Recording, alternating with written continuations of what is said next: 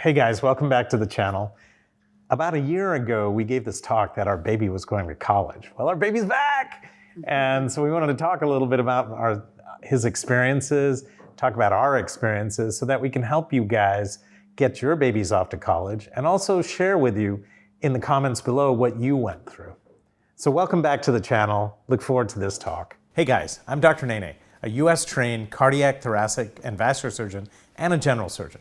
As a healthcare innovator and a health tech innovator, I want to empower you to your best health ever.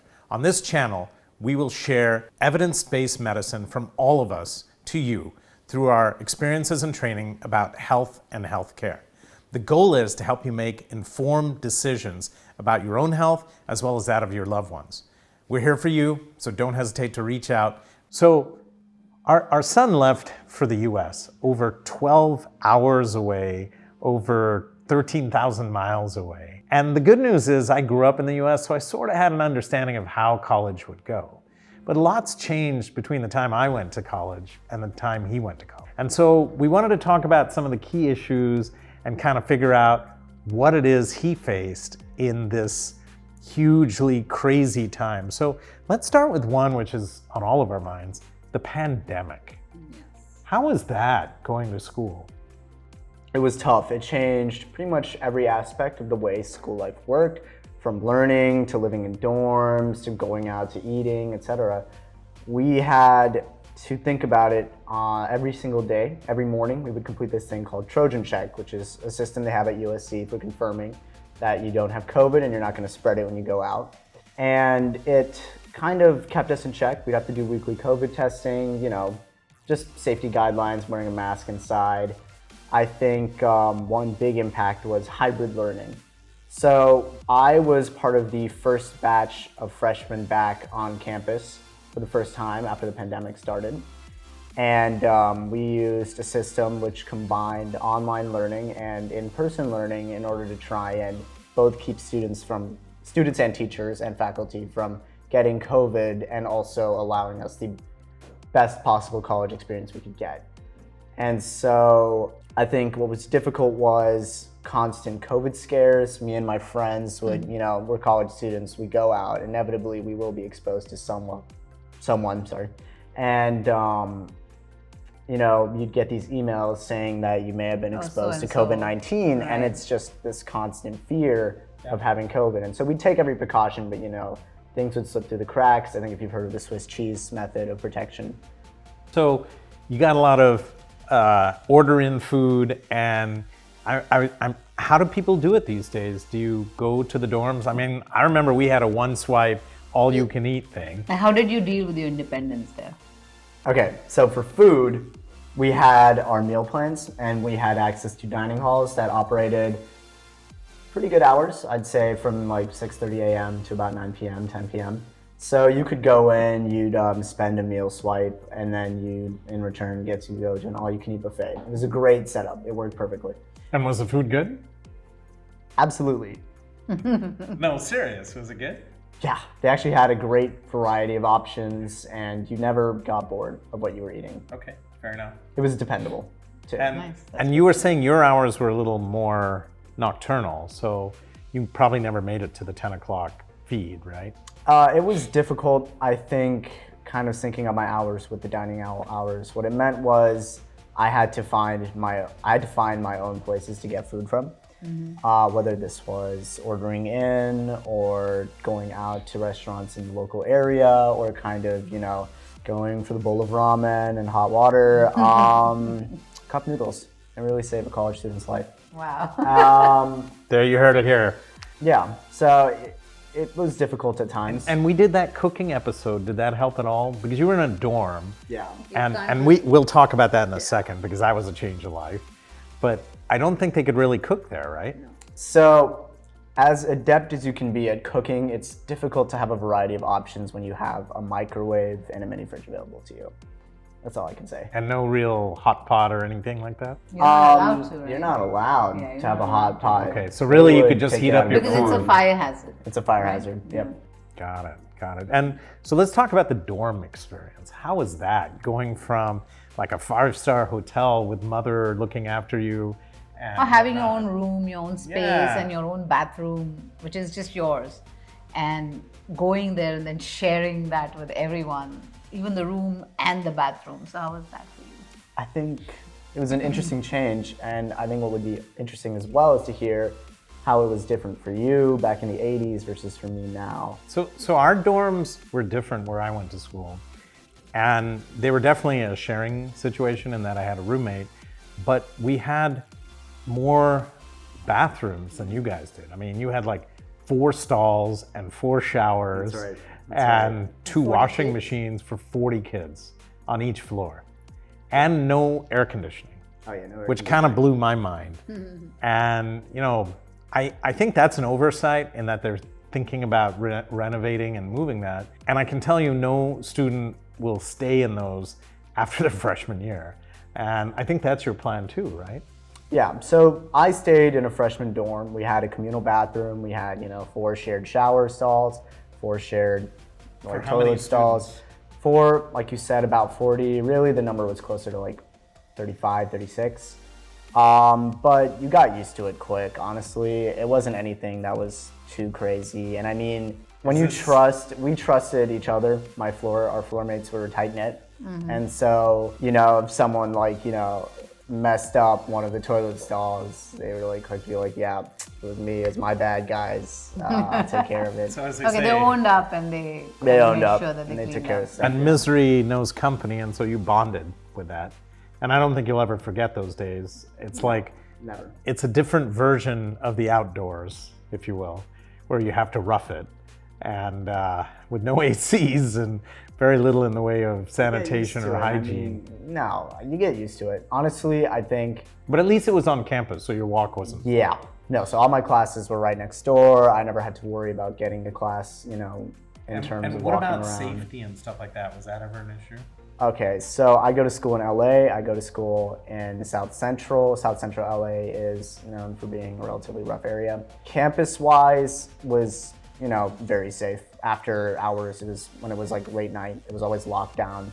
They'd control who went in or out. They'd check IDs. So on-campus safety was fine. When you were off campus, it's the regular stuff. Watch yourself on the metro, stay alert. Situational awareness is a very key aspect of kind of making sure you don't get into trouble. And we'd get notified when things happened. We had our Department of Public Safety on campus, which would send out emails regularly on, the latest incident that they had. We had a couple of school-wide incidents too that kind of really threatened the safety of students, but they handled it pretty well, I'd have to say.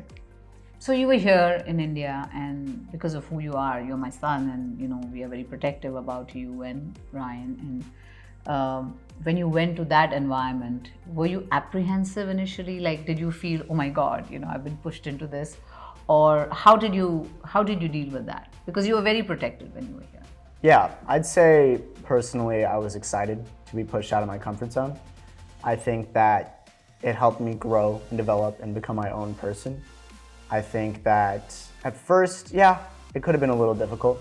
I think there were times where we just didn't know what to do in some situations. But living in Mumbai, I mean, you're definitely exposed to a variety of situations where you need to keep a good head on your shoulders. Right.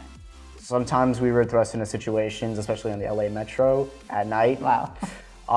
You learn on the spot, and you adapt in the situation as it develops. So I don't know. Okay, so you learn, and then you have friends with you. Yeah. So you are a group. Never. It's not as I would personally avoid going out alone late at night. Right. Just for my own safety, to make sure you don't want to be alone at night out on the streets, right? You need to be in groups. You learn these things while you're there. Okay. And so there was something else, right? And this will take us on into the weeds, but gun violence is a huge thing right now in schools all over the US. It's something that we as parents worry about. I feel safer in India than I was in the US. And with a son there were days when I was thinking, how would we respond to that? Because you just never know what kind of tilted person is going to go out there with a sidearm or a AR-15 and cap a few people. So, I mean, how does that work? And I mean, what did your school teach you for that? And what were the precautions you took? We have lockdown drills and several active shooter drills that we do in order to keep ourselves safe. All buildings have occasional, in terms of hazards in general. We have fire safety drills, stuff like that. They want to keep us well informed, and then they have their own response teams that are on campus that will respond to any threats that are reported. And so let me ask you, what were your 3 favorite things about the US? That's a good question. I think.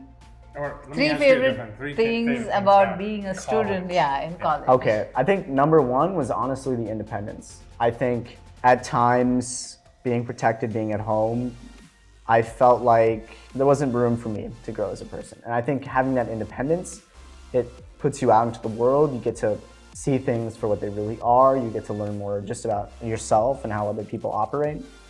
I think a second thing was getting to make my own mistakes and getting to learn from them. Yes. I think the third thing was probably the people. I think going to college lets you meet such a wide variety of people from so many different backgrounds that you get to diversify your own perspective, your own worldview by interacting with other people. And it's a no-brainer. Obviously, if you meet new people, you're going to learn new things, but it helps you understand other people's perspectives and how those come about. I think also another thing, and I should have added this to the list, is obviously the education. I'm going to college for a reason. Computer science major at Viterbi, come on. Right. But even that, I mean, that all changed too, because you're still studying film and music and doing other things. What would you tell to the parents out there who are worried that their kids aren't becoming doctors or engineers? It is a thing that, will your kid find their way? Will they be able to sort of do it? And we've been a little more relaxed about it to some degree, except to say that get the best education you can, but we've not forced you into one thing. Now, I can tell you in India, it's all about the tuitions and all about, capping the IIT JEE exam or something. What would you say to that? I mean, what would you say to people? And what was your experience in college? And you're still early in the game. It's only your first year. But going forward, do you see kind of a evolution and a road or a path? I think what I'm doing right now is finding my own way. I have access to such a wide variety of resources that let me develop those skills that I enjoy, be it maybe a hobby of music or maybe my intended major of computer science. I have access to the resources to develop those skills. I have access to people who are also developing these skills and who would want to collaborate. And so it's a great environment for kind of finding your own way. And I think exploring, you need to try out new things. You need to do that, because forget the skills you might develop. It also lets you, again, develop as a person, open up your own mind and kind of consider everything for what they are. And how was it in terms of travel and all that? I know we have family there, so that must have been fun. Yeah. Because living out here, we didn't see them as often. And I think you had grandma and grandpa and... Oh, my dada dadi always. I'd go to their house and come back with so much mithai that it wasn't and funny. everyone Oh my else. God. You must I have been didn't very know who popular. would eat it. But everyone in my dorm was like taking my mithai because I could not eat all of it. But travel in LA specifically is difficult because it's such long distances. LA is a sprawling city. And so oftentimes you need to take the metro. You'd have to, call a rideshare service.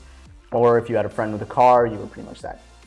Beyond that, it was pretty straightforward traveling around. So what would you say your experience has been? Like, it's been a revelation, or you knew what you were getting into, or how did you feel? How would you conclude? Well, it hasn't concluded. It's still going on. I mean, think this is just the first year. This is just the first year. So are you excited that, you're going into the second year? I am. Yeah. I am. And I think the first year really taught me more about the world than I learned through all of high school, all of my entire life. It really I wouldn't change a thing. Do you think high school prepared you pretty well? Academically, sure. But socially, I think it was a difficult time. But I think there are life skills that you should learn at home that school won't teach you. But I would say in the last 2 years in the pandemic, Oh my was God. very challenging because Trapped you at didn't home, have yeah. any social. Yeah. That's true. And what about you, Mom? Your baby left home. How was I that? know. I was apprehensive about, how you will deal with everything. In the sense, in India, you have a lot of help. There are people coming in, helping you with your laundry, helping you with cooking, helping you with everything. And there he has to be independent, do everything on his own. And I was like, will he do this? Will he get up on time? Will he eat? Will he be able to wash his clothes? Or what? How is he going to do everything? And I guess it's a revelation for us also, that he's adapted superbly. He does his own laundry. He's, living by himself, which is in itself amazing to me. And it's wonderful to see that, he's becoming the more lowest bar, independent. living by yourself, the lowest bar. And I would say I made it. I made it, guys. the irony No. These are the basic things of life, the basic things. And So then this is everything the after East-West that, thing right? because Yeah. I grew up there and we were expected to do all that. Right. And so it wasn't a huge transition, to doing your own stuff, doing your laundry, shopping, eating, doing all that. But it's very interesting, that in leaving there was a big hole. Because you tend to be like the noisy one in the house, playing, talking. Yeah, music, everything from piano. Full of guitar, life, full of life, yeah. I know. And so we missed him, and Absolutely. the other thing is, they'll never answer the phones. They'll say, can I call you back in 3 minutes? And like 5 days will go by. And then, hey, Mom, how are you doing? Or hey, Dad, how are you doing? And so it's not that bad things are going on. It's just that sort of Yes. thing, that and they window. get busy with their work and with their activities and everything. And it's great to see that, as friends, they are such a close-knit unit. All your friends, I've met them, a few of them now. And during our conversations on FaceTime, we sometimes talk to his friends. And it's wonderful to see the camaraderie and the kind of love they have for each other, and it's amazing. So I think A lot of credit to you, Yes. to the family, to our school, to the friends, because they're fairly quote unquote normal. I don't know what normal is, but the bottom line is that they're well adjusted. And, I think it's really important not to be ahead of yourself and just to take life one day at a time and one foot in front of the other. And I think you do that well. And I think that, we're very proud of everything you've achieved. But we also live vicariously through your journey because we're sometimes envious, that we can go and do that too, but we can't because we got 100 other things nipping at our heels. And we also have our younger man who's, going to be getting ready applying, exactly, going through next the year, same college next year, rigmarole. yeah. What else? Anything else to say to the audience at home? To parents and kids who are on their way on their journey? Because it's scary, I'll tell you that much, both from our standpoint and yours. Less so for me because I've already been through that. For Mom, my guess is I've never been coming through from that. here, yeah. Because Coming from I here, never it's went a different. to university or college outside, and I've just done 2 years of college, and then after that I started working. So for me, I think when I see him with his friends, and I feel these are the friends he's going to have lifelong, forever. Yeah. And I just enjoy that. I enjoy that aspect of college life. And I guess for me also the fact that slowly he's becoming his own person, he's getting his own personality, he is, trying to discover what he likes to do, what he would like to do in his future. And to see him on that journey is also very interesting for me. And so I wish you all the best. Thank you. And on that, we'll And leave I, you until. I did want to Go just ahead, say please. to all the parents and incoming freshmen out there, look past the uncertainty. These are going to be some of the best years of your lives. And both parents and students, you're going to love it. Trust me, the stories you're going to get stay with you forever. And the friends too, lifelong friends. And for the parents out there, just take a breath. You don't need to be a helicopter or a micromanager. You can let them enjoy their independence and, revel in the fact you've trained them well enough to figure it out. And like he said, it's a level of independence which allows you to grow. And not an easy sort of let go, trust me on that. But at the same time, it's been refreshing to have him home now, to see how he's evolved. And it is true at some point, they go from a lump of coal where you're just feeding them and changing their diapers to a sentient sort of life force to someone who has a personality. Am I right about this? Nice. Anyway, so all the best to all the kids who are ready to go to And college. congratulations. And congratulations. Congratulations. And to all the Yes, parents yes. for sticking with him, and look forward to greater days. And it's just good to have him back, and sad to see him go, in a couple of months or whenever. But I think the journey begins and it continues, and it will be interesting. Anyway, thanks for joining us. Thanks for joining us. As always, if you like what you're hearing, hit the like button. Subscribe to get even more cool content. Make sure to leave comments below so we know what you like to hear about. And finally, share this with everyone so that they can enjoy in your joy.